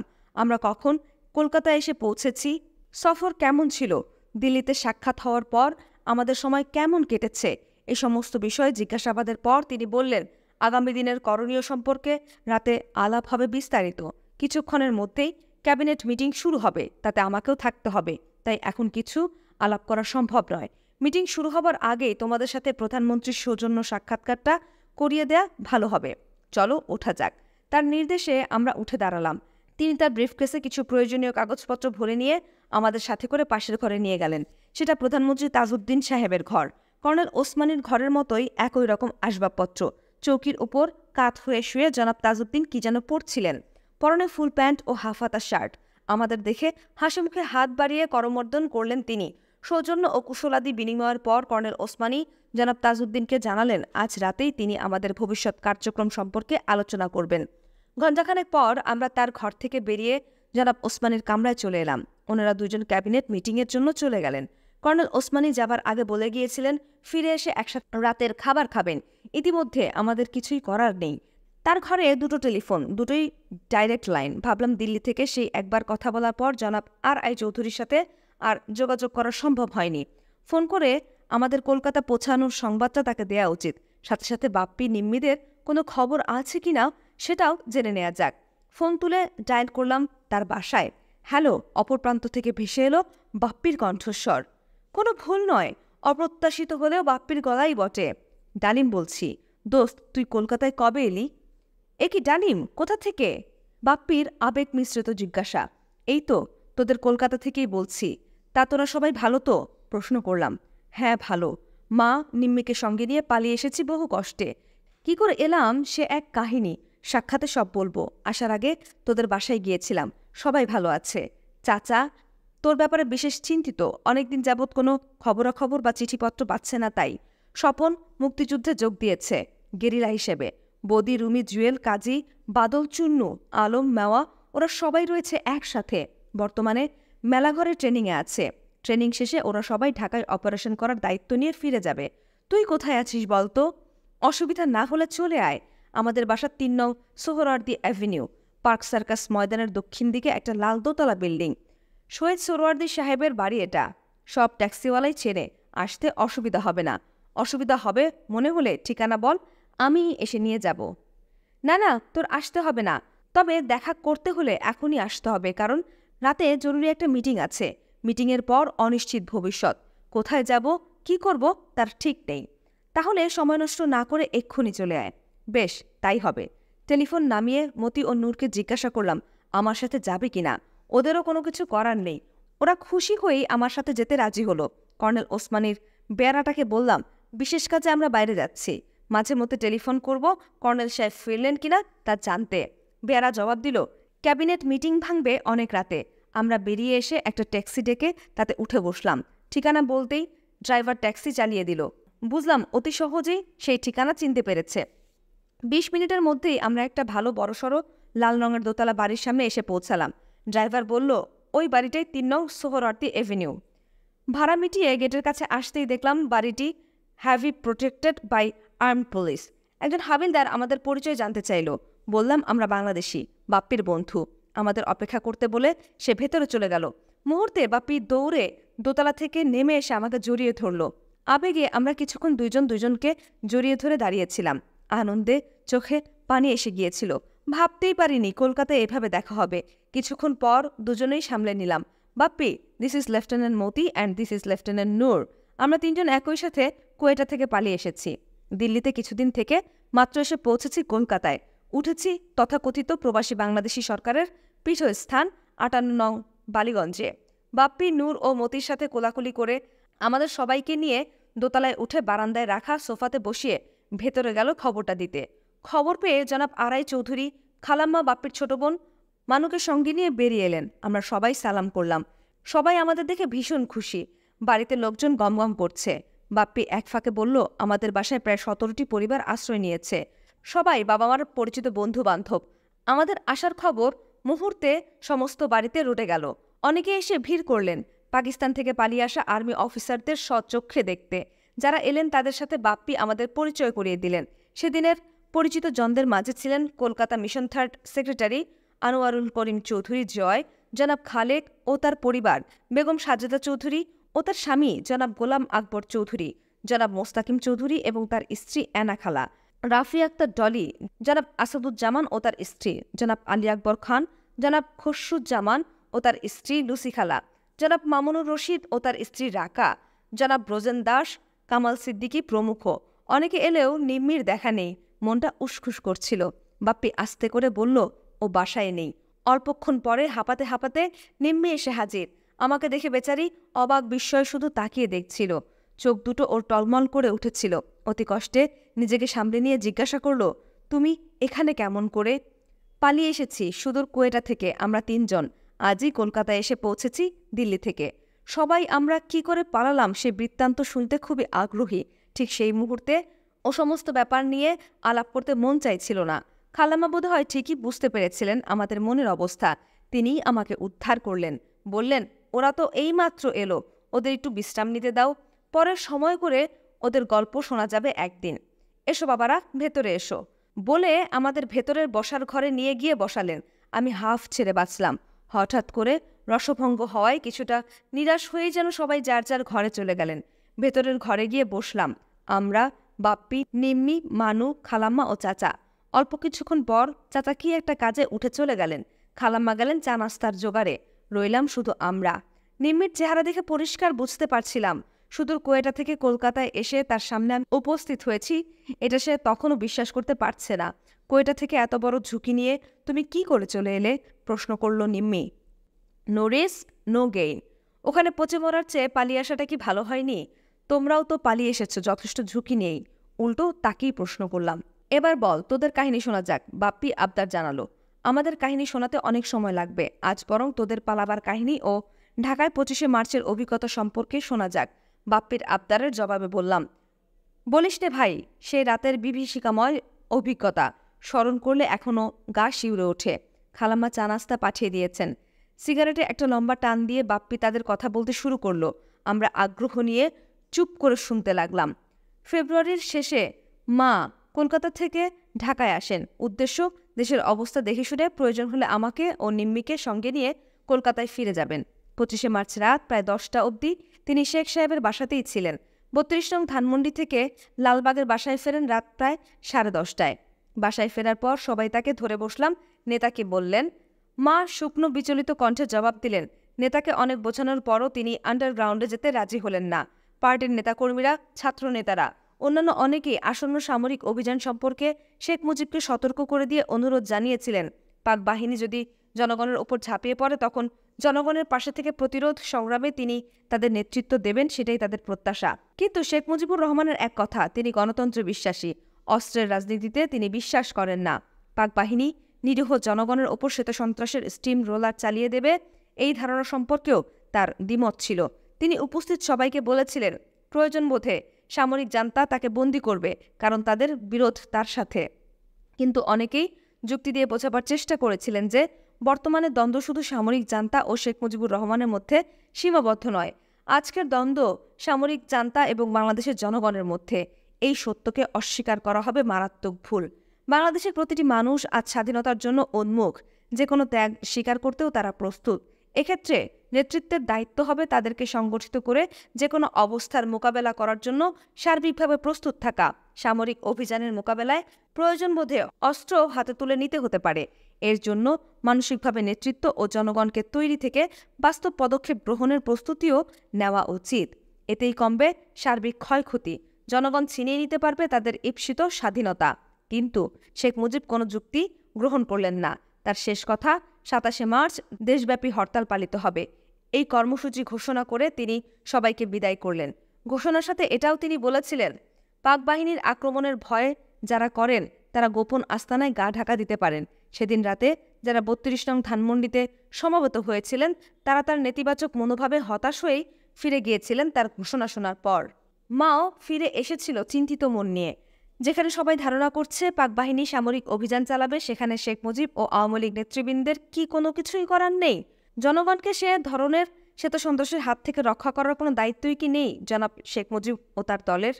তাহলে সেই চরম পরিস্থিতির হাত থেকে সাধারণ নিরস্ত্র জনগণকে বাঁচাবে কোন নেতৃত্ব? শেখ মুজিব ও তার দল আওয়ামী লীগকেই তো নেতৃত্বের স্থানে মেনে নিয়েছে দেশবাসী। তাদের ডাকেই তো সাড়া দিয়ে সংগ্রামকে এত পর্যায়ে নিয়ে এসেছে জনগণ, অনেক ত্যাগের বিনিময়ে। সংগ্রামের চরম পর্যায়ে কেন তবে নেতা শেখ মুজিব পিছিয়ে যাচ্ছেন, জনগণকে আগে ঠেলে দিয়ে? এই সমস্ত প্রশ্নগুলোর জবাব খুঁজে না পেয়ে মা চিন্তিত হয়ে পড়েছিলেন। আতঙ্কিত হয়ে উঠছিল তার স্পর্শকাতর মন। সচেতন বিবেক তার কিছুতেই মেনে নিতে পারছিল না নেতার এ ধরনের নেতিবাচক সিদ্ধান্ত। সব বৃত্তান্ত শুনে আমরা সবাই হতবাক। এটাই যদি শেষ সিদ্ধান্ত হয়ে থাকে তবে কি আর করার আছে? শ্বাসরুদ্ধকর অবস্থায় সময় অতিবাহিত করা ছাড়া আর কিছুই করার নেই। একমাত্র সময়ই বলতে পারবে শেখ মুজিবের চিন্তাভাবনা ও তার সিদ্ধান্তের যৌক্তিকতা কতটুকু। মার সিদ্ধান্ত অনুযায়ী আজ রাতটা সবাই জেগেই কাটাবো ঠিক করলো। বাবুন ও আমি খাবার পর কিছুক্ষণের জন্য বাইরে বের হলাম অবস্থা বুঝে আসার জন্য। রাত প্রায় 11:30 দিকে ফিরে এসে জানালাম নিউ মার্কেট ইউনিভার্সিটি এলাকায় আর্মি টহল দিচ্ছে। রেডিও স্টেশনেও করা আর্মি নিরাপত্তা বহাল করা হয়েছে। সমস্ত শহর ছেয়ে গেছে আর্মিতে। রাত বেশ গভীর। হঠাৎ ঘর ঘর শব্দ করে কিছু একটা এগিয়ে আসছে বলে মনে হলো। শব্দটা ভালো করে শুনে আমি বললাম, শহরে ট্যাঙ্ক নামানো হয়েছে। ওই বিকট ঘর ঘর শব্দটা ট্যাঙ্ক চলার শব্দ। শহরে এত রাত্রে ট্যাঙ্ক কেন? এক অজানা আশঙ্কায় সবার চোখ মুখ শুকিয়ে গেল। দেয়াল ঘড়িটাতে সময় এগিয়ে চলছে টিকটিক। রাত প্রায় 12টা। আচমকা রাতের নীরবতা ভেঙে গর্জে উঠল কামান, মর্টার, ট্যাঙ্ক, মেশিনগান, রিকোয়েলস রাইফেল। কেঁপে উঠল গোটা ঢাকা শহর। জানালার কয়েকটি কাঁচ ভেঙে চুরমার হয়ে গেল ভূকম্পে। ঘটনার আকস্মিকতায় সবাই হুমড়ি খেয়ে পড়লাম ঘরের মেঝেতে। আমি তড়িৎ গতিতে ঘরের আলো নিভিয়ে দিলাম। সব রকম অস্ত্র নিয়ে পাকবাহিনী ঝাঁপিয়ে পড়েছে ঘুমন্ত বাঙালি জাতির ওপর। গোলাগুলির আওয়াজ আসছে সব দিক থেকেই। হামাগুড়ি দিয়ে এগিয়ে গিয়ে জানালার ফাঁক দিয়ে বাইরে তাকালাম। সমস্ত আকাশ ফ্লেয়ার ও ট্রেসারের আলোতে উদ্ভাসিত। আগুনের ফুলকির মতো ছুটে চলেছে অগণিত tracer, bullet. Azimpur, new market, Pilkhana, university এলাকায় দাউ দাউ করে আগুন জ্বলছে। আকাশে পেঁচিয়ে উঠে যাচ্ছে কালো ধোঁয়ার কুণ্ডলী। অল্প কিছুক্ষণ পরে আকাশ বাতাস বিদীর্ণ করে শোনা গেল মানুষের মরণ কান্না, আহতদের আর্তনাদ। আবার বৃদ্ধ বনিতাদের মৃত্যু যন্ত্রণার হাহাকার পরিষ্কার শোনা যাচ্ছিল। সে তো সন্ত্রাসের পাশবিক তাণ্ডব লীলায় কিং কর্তব্য বিমূঢ় হয়ে একে অপরকে জড়িয়ে ধরে মাটিতে পড়ে থাকলাম সবাই। এভাবেই কেটে গেল রাত। সকাল হলো। পোড়া বারুদের গন্ধে বাতাস ভারী হয়ে আছে। রেডিও খুলতেই শোনা গেল বিশেষ জরুরি ঘোষণা। গতকাল মধ্যরাত থেকে কারফিউ জারি করা হয়েছে। জনগণকে বাইরে বেরোতে মানা করা হচ্ছে। জাতীয় স্বার্থ বিরোধী কার্যকলাপের সাথে না জড়ানোর জন্য হুঁশিয়ারি দেয়া হচ্ছে সবাইকে। কারফিউ জারি করা হয়েছে অনির্দিষ্টকালের জন্য। কিছুই করার নেই। শেখ মুজিব ও তার দলের চিন্তাভাবনা ভুল প্রমাণিত হলো। আমরা সবাই নেতার কথাই ভাবছিলাম। ক্ষণিকের জন্য মনে ভেসে উঠেছিল তার চেহারাটা। নেতা কি অবস্থায় আছেন? আওয়ামী লীগের অন্যান্য নেতৃবৃন্দই বা কোথায়? কারফিউ চলছে। বেরোবার কোনো উপায় নেই। বাসায় দরজা জানলা বন্ধ করে পুরো 26শে মার্চ সবাই অভ্যন্তরীণ হয়ে থাকলাম। সন্ধ্যার পর আবার গোলাগুলি, আর্তনাদ, মিলিটারি বহনকারী যানবাহন চলাচলের শব্দ, ভারী বুটের আওয়াজ রাস্তায়। নিশ্চুপ হয়ে আলো নিভিয়ে ভীত সন্ত্রস্ত হয়ে দোয়া কালাম পড়তে থাকলেন সবাই। অত্যন্ত অসহায় অবস্থা। যে কোনো মুহূর্তে দরজা ভেঙে বাড়িতে ঢুকে পড়তে পারে জল্লাদ বাহিনী। শুরু হতে পারে লুটতরাজ, মারপিট, ধর্ষণ। বাড়ির সবচেয়ে নিরাপদ স্থানে লুকিয়েছিলাম আমি, বাবুন, মুন্নি, নুন্নি ও মাও। মেয়েদের সবাইকে ছাদের পানির ট্যাঙ্কে লুকিয়ে রাখা হলো। চরম যে কোনো অঘটন ঘটার প্রতীক্ষায় অসহায় চেতনাহীন অবস্থায় বসে রইলেন মুরব্বীরা। সময় কাটছিল না কিছুতেই। ভোর হলো এক সময়। সূর্যের আলোয় প্রাণ ফিরে পেয়ে জীবন্ত হয়ে উঠলাম সবাই। রেডিও খুলতেই ঘোষণা শোনা গেল, সরকার কিছু সময়ের জন্য কারফিউ তুলে নিয়েছে সাধারণ জনগণের সুবিধার্থে। ঘর থেকে সামনের রাস্তায় বেরিয়ে এলাম। 5-6 জন ইপিআর এবং বাঙালি সৈনিকদের একটি ছোট্ট দল ছুটে আসছে দেখতে পেলাম। তাদের মধ্যে 2 জন গুরুতরভাবে আহত। রক্তে ভেসে গেছে ওদের পরিধেয় কাপড় চোপড়। কাছাকাছি পৌঁছে তাদের একজন আকুতি জানালো, ভাই একটু পানি দেন। বললাম, নিশ্চয়ই, আসুন আমাদের বাসায়। না ভাই, আমাদের সময় নেই। অতি কষ্টে পালিয়ে বেঁচেছি। নদীর ওপারে না পৌঁছানোর আগে আমরা নিরাপদ নই। খানসেনারা আমাদের মতো সবাইকে হন্য হয়ে খুঁজে বেড়াচ্ছে। দেখতে পেলে রক্ষা নেই। কুকুরের মতো গুলি করে মারবে। আমি দৌড়ে গিয়ে বাবুনের সহায়তায় বালতি করে পানি এনে তাদের খাওয়ালাম। পানি খাবার পর ওরা কিছুটা প্রকৃতস্থ হলো। আপনাদের এই অবস্থা কেন? জিজ্ঞাসা করলাম। ভাই, হানাদার বাহিনী সব শেষ করে ফেলেছে। তারা মাঝরাতে অতর্কিত হামলা করে পিলখানা, পুলিশ লাইন ও ক্যান্টনমেন্টের বাঙালি ইউনিটগুলোর ওপর। ঘুমন্ত অবস্থায় মারা গেছে হাজার হাজার সৈনিক। যারা পেরেছে তারা পালিয়ে বেঁচেছে আমাদের মতো। বস্তিগুলো আগুন দিয়ে পুড়িয়ে দেওয়া হয়েছে। ইউনিভার্সিটির হলগুলোকে গোলার ঘায়ে ধূলিসাৎ করে দেওয়া হয়েছে। মারা গেছে অসংখ্য ছাত্রছাত্রী। সমস্ত শহরে আর্মি টহল দিচ্ছে। কাউকে দেখে এতটুকু সন্দেহ হলেই গুলি করে হত্যা করা হচ্ছে। আপনাদের মতো তরুণরাই ওদের টার্গেট। ভাই, আপনারাও পালান, চলে যান শহর ছেড়ে। হানাদার বাহিনীর কবল থেকে জাতিকে বাঁচাতে হলে গড়ে তুলতে হবে প্রতিরোধ সংগ্রাম। এই সংগ্রামে আপনাদের মতো তরুণ যুবকদের প্রয়োজন হবে সবচেয়ে বেশি। আচ্ছা, চলি ভাই, বেঁচে থাকলে দেখা হবে ইনশাআল্লাহ। বিদায় জানিয়ে একইভাবে দৌড়ে চলে গেল ওরা। জোয়ান ভাইদের কথা শুনে স্তম্ভিত হয়ে গিয়েছিলাম সবাই। কি ব্যাপার, কি করে এতটা বর্বর আর হিংস্র হয়ে উঠতে পারল পাকিস্তানের শাসকরা? তাদের হঠকারী পদক্ষেপ পাকিস্তানের অখণ্ডতার মূলেই কুঠারাঘাত হেনেছে। এরপর পূর্ব পাকিস্তান কোনো ক্রমেই আর পাকিস্তানের অংশ হিসেবে থাকতে পারে না। স্বাধীন বাংলাদেশ কায়েম করে এই নেক্কারজনক শ্বেত সন্ত্রাসের জবাব দিতে হবে। কারফিউ উঠিয়ে নেওয়ার সুযোগে বাইরে বেরিয়ে অবস্থাটা সচক্ষে একটু দেখে আসার ইচ্ছা হলো। বাসায় ফিরে প্রস্তাবটা দিতেই মা, বাবুন এবং নিম্মি সঙ্গে যেতে চাইল। কোনো যুক্তি তারা শুনল না। একা আমাকে কিছুতেই ছাড়বে না ওরা। অগত্যা 4 জনে গাড়ি নিয়ে বেরিয়ে পড়লাম।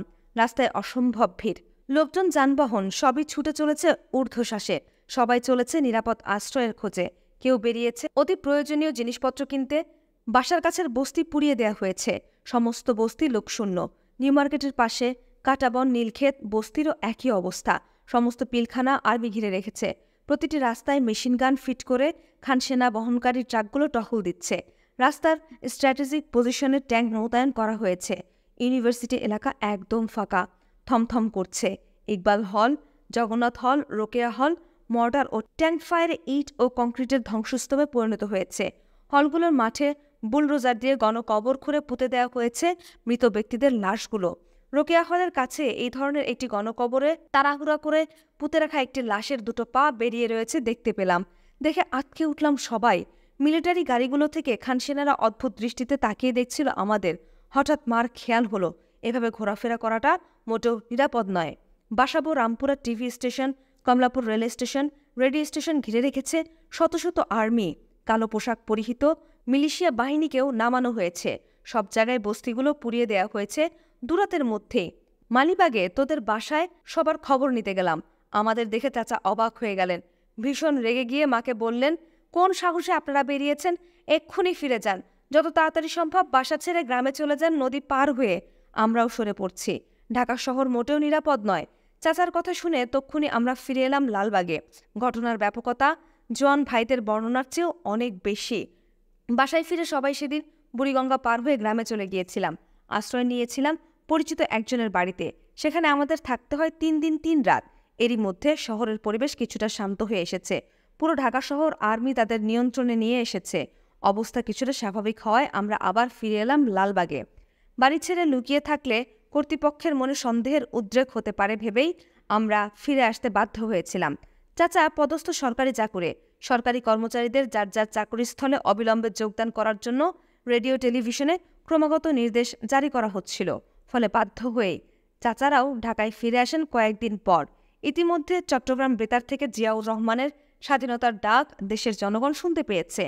তার ডাকে সাড়া দিয়ে প্রতিরোধ সংগ্রামে ঝাঁপিয়ে পড়েছিলেন Bengal regiment, APR, police, Ansar, Mujahid বাহিনীর বাঙালি সেনারা।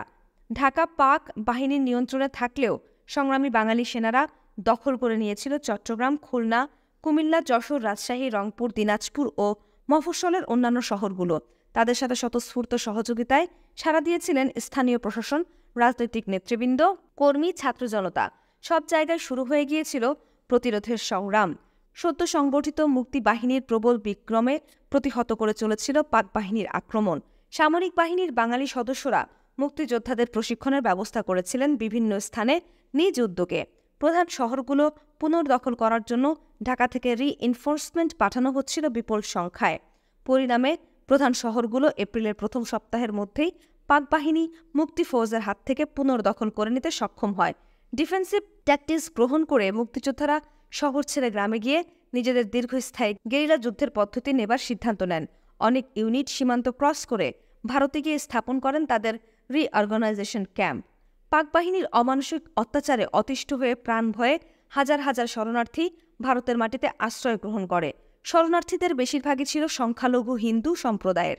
ভারত সরকার তাদের প্রচার মাধ্যমগুলোর মাধ্যমে বাংলাদেশের স্বাধীনতা সংগ্রামকে পরোক্ষভাবে সমর্থন জানায়। মানবিক কারণের অজুহাতে শরণার্থীদের আশ্রয় দেবার সিদ্ধান্ত ঘোষণা করেন। এই ঘোষণার পরিপ্রেক্ষিতে মুক্তিবাহিনীর কমান্ডাররা যার যার ফৌজ দিয়ে ভারতের মাটিতে অস্থায়ীভাবে আশ্রয় গ্রহণ করেছিলেন। সুসজ্জিত এবং সুশিক্ষিত পাক বাহিনীকে তাৎক্ষণিক সম্মুখ সমরে পরাস্ত করা কিছুতেই সম্ভব ছিল না বলেই নিজেদের রিঅর্গানাইজ করে দীর্ঘস্থায়ী গেরিলা যুদ্ধের প্রস্তুতি গ্রহণের জন্যই এই সিদ্ধান্ত নিয়েছিলেন তারা। একমাত্র দীর্ঘস্থায়ী জাতীয় মুক্তি সংগ্রামের মাধ্যমেই পাক বাহিনীকে পরাজিত করে দেশকে স্বাধীন করা সম্ভব। জাতি যখন মুক্তি সংগ্রামে লিপ্ত হন, 17 এপ্রিল ভারত সরকারের সাথে আলোচনার মাধ্যমে আওয়ামী লীগ হঠাৎ করেই গঠন করে প্রবাসে অস্থায়ী সরকার। দেশবাসী সেসব খবর জানতে পারে বিদেশি প্রচার মাধ্যমের প্রচারণায়। কলকাতার মিশনে ডিফেকশনের খবরও আমরা জানতে পারি। এ খবর জানার পর পরিবারের সবাই বিশেষভাবে চিন্তিত হয়ে পড়েন। বাবাও ডিফেক্ট করেছেন সবার সাথে। খবর পেলাম তার এই সিদ্ধান্তে ক্ষুব্ধ হয়ে উঠেছেন পাকিস্তানি সরকার। প্রতিশোধের আক্রোশে উপযুক্ত পদক্ষেপ নিশ্চয়ই গ্রহণ করবে সামরিক জান্তা। সবাই একমত হলেন, আমাদের আর লালবাগে থাকা ঠিক হবে না, সরে পড়তে হবে। সিদ্ধান্ত অনুযায়ী আমি, মা ও নিম্মি বাসা থেকে পালিয়ে গিয়ে আশ্রয় নিলাম আমাদের এক ফুপুর বাড়িতে। কোনো জায়গায় বেশি দিন এক নাগারে থাকা ঠিক নয়, তাই আমরা পালিয়ে বেড়াতে লাগলাম বাড়ি থেকে বাড়ি। এভাবে আমরা আশ্রয় নিয়েছিলাম আনু মামার বাড়িতে, শহীদ মামার শ্বশুরবাড়ি, আত্মীয় অগ্রণী ব্যাংকের ম্যানেজার পেরু মামার বাড়িতে। সেই বাড়িতেই ঘটল বিভ্রাট। একদিন গোয়েন্দা বিভাগের একজন অফিসার এলেন পেরু মামার বাসায় কোনো এক কাজে। সেখানে ঘটনাক্রমে তিনি মাকে হঠাৎ করেই দেখে ফেলেন। মিসেস চৌধুরীকে চিনতে বিন্দুমাত্র কষ্ট হল না তার। সন্দেহপ্রবণ হয়ে ফিরে গেলেন ভদ্রলোক। তিনি জাতীয় গোয়েন্দা বিভাগের সদর দপ্তরে খবরটা পৌঁছে দেন। পরদিনই পেরুমামার বাড়ি ও লালবাগের বাসায় একই সাথে রেইড করা হলো আমাদের খোঁজে। কিন্তু ভদ্রলোকের ভাবসাব বুঝে আমরা ভদ্রলোক চলে যাবার সঙ্গে সঙ্গেই পেরুমামার বাড়ি ছেড়ে অন্যত্র চলে যাই। এভাবে আমরা বেঁচে যাই সে যাত্রায়। এই ঘটনা থেকে পরিষ্কার বোঝা গেল পাকিস্তানি গোয়েন্দা বিভাগ প্রতিশোধ হিংসায় হন্যে হয়ে খুঁজে বেড়াচ্ছে আমাদের। বাংলাদেশে আর থাকা সম্ভব নয়, পালিয়ে যেতে হবে সীমানা পেরিয়ে। ইতিমধ্যে স্বপন, বদি ওরা সবাই মুক্তিযুদ্ধে যোগ দিয়েছে। আমিও যাব তাদের সাথে। মা বাঁধ সাধলেন, মুক্তিযুদ্ধে যাবে সে তো গর্বের কথা, কিন্তু তার আগে আমাদের কলকাতায় তোমার বাবার কাছে পৌঁছে দেবার দায়িত্ব নিতে হবে তোমাকে। আমাদের পৌঁছে দিয়ে তুমি যুদ্ধে যাবে, তার আগে নয়। মার যুক্তিসঙ্গত অনুরোধ উপেক্ষা করার অবকাশ নেই। মা ও সমর্থ বোনের পালিয়ে যাবার দায়িত্ব যার তার উপর বিশ্বাস করে দিয়ে দেওয়া চলে না। আমাকেই নিতে হবে এই কঠিন দায়িত্ব। পালাবার পরিকল্পনা প্রণয়নে ব্যস্ত হয়ে পড়ি। ঠিক করা হয় ঢাকা থেকে পালিয়ে যাব নানাবাড়ি নবীনগর। সেখান থেকে সুযোগ মতো কসবা সেক্টর দিয়ে আগরতলায় পাড়ি জমাতে হবে। নবীনগর থেকে কি করে বর্ডার ক্রস করতে হবে সেটা নবীনগর গিয়েই ঠিক করতে হবে অবস্থা বুঝে। আনু মামা, আলতু নানাকে সঙ্গে নিয়ে মা, নিম্মি ও আমি এক রাতে নরসিংদী হয়ে নবীনগর এসে পৌঁছালাম। ঢাকা থেকে নরসিংদীর গাড়িতে, সেখান থেকে লঞ্চে নবীনগর একদম বাড়ির ঘাটে। নবীনগর গ্রামে খানসেনারা তখনও হানা দেয়নি, কিন্তু তবুও দলে দলে হিন্দুরা সব বসতবাড়ি ছেড়ে চলে যাচ্ছিল ভারতে। বর্ধিষ্ণু নবীনগর গ্রামে খাওয়াবাড়ি বিশেষ পরিচিত। বড় আব্বা ও নানা দাপটশালী জমিদার হিসেবে এককালে 10 গ্রামে বিশেষ শ্রদ্ধার পাত্র ছিলেন। বড় আব্বাকে ব্রিটিশ সরকার খেতাবে ভূষিত করেছিলেন। প্রাসাদপোম জমিদার বাড়ির সামনে জোড়া দেখি। নবীনগরে মুক্ত পরিবেশে পৌঁছে সবাই হাঁপ ছেড়ে বাঁচলাম। আনু মামা 2-1 দিন বিশ্রাম করে ঢাকায় ফিরে গেলেন। তার পুরো পরিবার তখনও রয়েছে সেখানে। খানসেনাদের চোখ ফাঁকি দিয়ে আমরা পালিয়ে আসতে পারায় বাড়ির সবাই মহাখুশি। নবীনগরের শান্ত পরিবেশ এবং প্রকৃতির নির্মল সংস্পর্শে কয়েকদিনেই ভুলে গেলাম ঢাকার দুর্বিষহ দিনগুলোর কথা। 25-26 মার্চ রাতের লোমহর্ষক অভিজ্ঞতা, বাড়ি বাড়ি লুকিয়ে প্রাণ বাঁচাবার বিড়ম্বনা। 27 মার্চ সকালে তিক্ততা, সবকিছুই দুঃস্বপ্নের মতো অতীত হয়ে গিয়েছিল আমাদের কাছে। সনাতন দা গ্রামের বাড়ির মুরব্বীদের একজন, পুরনো বিশ্বাসভাজন আপনজন। বংশানুক্রমে তারা খাবাড়ির জমিদারি তদারক করে এসেছে। তিনিই সব দায়িত্ব নিলেন আমাদের বর্ডার পার করে দেবার। সার্বিক দেখাশোনা ও পালাবার পরিকল্পনার দায়িত্ব নিয়েছিলেন অত্যন্ত বিচক্ষণ ও অসাধারণ বুদ্ধির অধিকারিণী সবার অতি আদরের ছোট নানী বেগম আমির আলী খান ও কবির। ছোট নানীর বড় ছেলে হবিগঞ্জের এসডিও জনাব আকবর আলী খান। খানসেনাদের সাথে সন্ত্রাসের বিরোধিতায় ইতিমধ্যেই বিদ্রোহ ঘোষণা করে প্রতিরোধ সংগ্রাম গড়ে তুলেছিলেন এবং সেই সময়ে আগরতলায় মুক্তিযোদ্ধাদের সাথে অবস্থান করছিলেন। ঠিক হলো, আগরতলাতে খসরু মামার কাছেই যাব আমরা। একই গ্রামের কলেজ পড়ুয়া ছেলে মোমেন আমাদের গাইড হয়ে সঙ্গে যাবে। সনাতন দা যাত্রার সব বন্দোবস্ত করে দেবেন। অসম্ভব উপস্থিত বুদ্ধির অধিকারী তরুণ যুবক মোমেন অসীম সাহসীও বটে। ইতিমধ্যেই সে কয়েকটি শরণার্থী দলকে আগরতলায় নিজ তদারকিতে পৌঁছে দিয়ে এসেছে, খান সেনাদের বুড়ো আঙ্গুল দেখিয়ে। কসবা সেক্টর দিয়ে আগরতলা পৌঁছানোর চোরা রাস্তাগুলো ওর নখদর্পণে। ঠিক হলো, নৌযোগে মেঘনা তিতাস পাড়ি দিয়ে খরস্রোতা গোমতী নদী বেয়ে কুমিল্লা ব্রাহ্মণবাড়িয়া জিটি রোড পর্যন্ত গিয়ে তারপর পদযাত্রা। বর্ডার পার হওয়ার পর পথিমধ্যে পড়বে একটি বড়সড় বাজার, সেখান থেকে ভাড়াটে গাড়িতে আগরতলা। বড় একটা গয়নার নৌকা ঠিক করলেন নানি ও সনাতন দা। মাঝিমল্লারা সবাই অত্যন্ত বিশ্বস্ত। দুর্যোগপূর্ণ এক ঝড়ের রাতে আল্লাহর নাম করে মোমেন, কবির ও আলতু নানাকে সঙ্গে করে নৌকায় উঠে পাড়ি জমালাম এক অজানা ঠিকানায়। দুর্যোগের রাতে খানসেনাদের চোখ অতি সহজেই ধুলো দিয়ে পালিয়ে যাওয়া সম্ভব হবে বলেই ঝড়ের রাতে নৌকা যাত্রার সিদ্ধান্ত নেওয়া হয়েছিল। বদর বদর বলে মাঝিমাল্লারা মেঘনার উত্তাল বুকে অন্ধকারে নৌকা ভাসিয়ে দিল।